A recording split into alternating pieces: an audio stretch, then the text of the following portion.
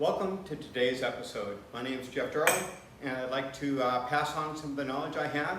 Today we're going to be working on a project with speed dividers. Speed dividers are a fast cap product, my favorite of course. All you have to do is cut a thin groove to match the corresponding hook on the divider into your lumber. You slide it back and forth, and instantly you have dividers to keep lumber from falling over, pipes, bar clamps. Now we're going to go ahead and cut the saw kerf in the top of the board for the speed divider. It's super simple. I already made a test cut in the bottom of this board just so I could show you. But I took the divider and I held it right up against the blade and tried to figure out the exact location. Instead of using a tape measure, I find sometimes using the real world items is a better solution. So let's go.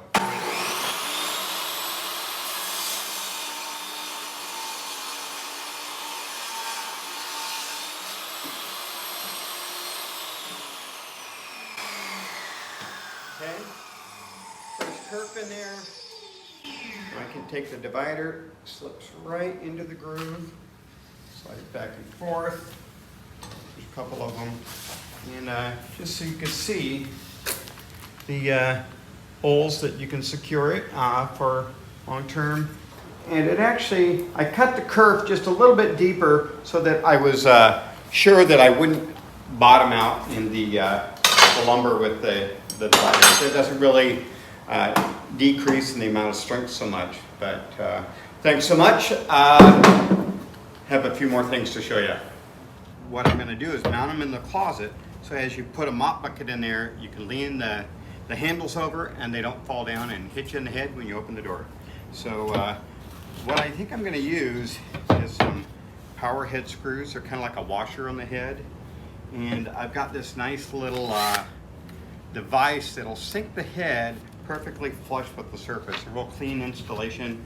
I've applied a paint coat to this to protect the moisture. It's not going to take a lot of power to secure this. It's not really holding a lot of weight. So here we go.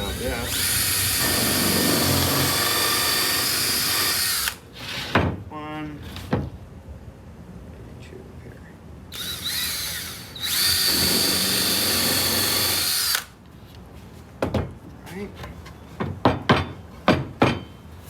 Looks good. And the screwdriver head is a square drive. Got these new bits from also supplied by FastCap, Wiha bit. And a Wiha bit is machined in Germany, super high quality, and it holds onto that screw really nice. So besides having the magnet in the chuck, the screw helps in keeping the bit exactly where you want it. I'm going to install the bracket now that holds the speed dividers right here in the newly remodeled janitor closet.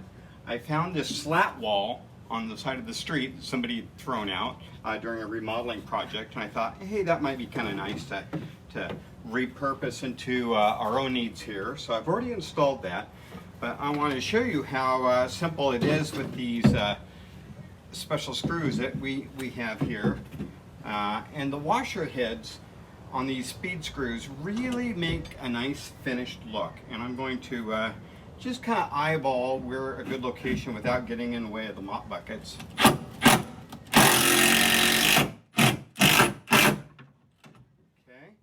now, just so that we're doing a good job, I'm actually gonna level it so it looks like we knew what we're doing. It's always good to look like you know what you're doing. I noticed that the two screws that I had were actually different. One was a square drive, and the other one was a Torx bit. And a Torx bit is very similar to a square drive, but I don't know if you could see, it has more indentation, and it's called the Torx pattern, T-O-R-X. And this is also a Wiha bit. The nice thing about these new FastCap German Wihas is they're super hard. One of the problems with these kind of screws is they grip really nicely as opposed to the Phillips screw. And the Phillips screw has a tendency to cam out when you get to the bottom, and it strips out, and then pretty much driving is done. The Torx and the square drive are really great about holding onto the screw, but with more indentations, they had a tendency to snap off the bit because these driver drills that we have nowadays are pretty strong. So I'm going to check up this Torx bit and check out this new Wiha I have.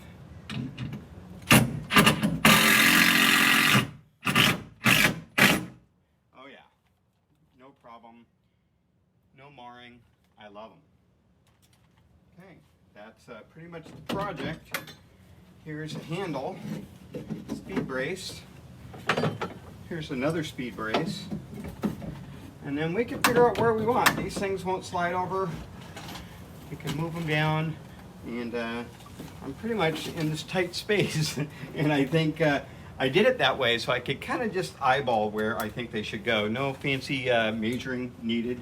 And I think once we figure out where we want them, we'll lock them in, maybe even cut them off a little bit shorter, and project complete. And here's kind of a look at the finished product. I installed some rails, several dividers came in a pack.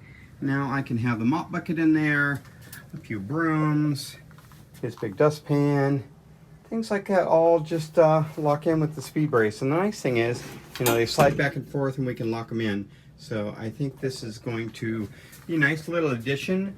And we've ordered some shelves to go back here on the slat wall. And the slat wall will carry things like paper towels, toilet paper, some cleaning products. I even mounted a couple here on the side wall so that he can put some things up out of the way. And maybe we'll install a nice bracket here for an extension cord. And this is a great improvement over what he's had before. So as long as we're changing it around, I might as well try to do a little upgrade for him. Well, thank you for watching. If you like the content, all you have to do is watch some of the videos over here, click on the comments below, and I'll have a few links where you can buy some of the products you see on my channel. So I really appreciate you tuning in, and have a great day.